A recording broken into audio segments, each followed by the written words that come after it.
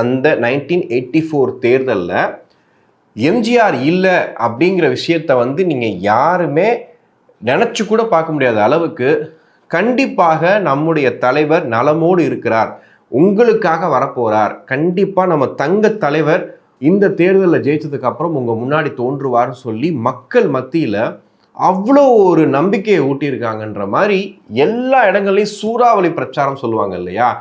அந்த நேரம் பார்க்காம சாப்பாடு எதை பற்றியும் யோசிக்காம அனைத்து இந்திய அண்ணா திராவிட முன்னேற்ற கழகம் 1984 ஜெயிச்சே ஆகணுன்ற ஒரே நோக்கத்தோட சுற்றி சுற்றி சொலண்டு வந்துட்டு பிரச்சாரம் பண்ணியிருக்காங்க. இப்படி பேசிட்டு இருக்க டைம்லையுமே நிறைய பேர் நரேட்டிவ் செட் பண்ணுறாங்க, இல்லைங்க எம்ஜிஆர் வந்து இறந்துட்டாரு, அவருக்கு சிறுநீரக கோளாறு இருக்கு, அவர் இறந்துட்டாருன்ற மாதிரியான செய்திகளையும் பரப்பிட்டு இருக்காங்க. ஸோ அப்பா அம்மா வந்து கிளவராக ஒரு விஷயத்த பண்ணுறாங்க. அங்கே வந்து எம்ஜிஆர் அவர்களுக்கு வந்து பார்த்தீங்கன்னா சிறுநீரக தானம் பண்ணி அவருக்கு வந்து எழுந்து உட்கார அளவுக்கு எம்ஜிஆர் அவர்கள் ரெடி ஆகிட்டார். அப்போ எம்ஜிஆர் அவர்களை ஒரு புகைப்படம் எடுக்கிறாங்க. என்ன அப்படின்னா, அப்படி ரெட்டை கை காமிக்கிற மாதிரி ஒரு புகைப்படம் எடுக்கிறாங்க.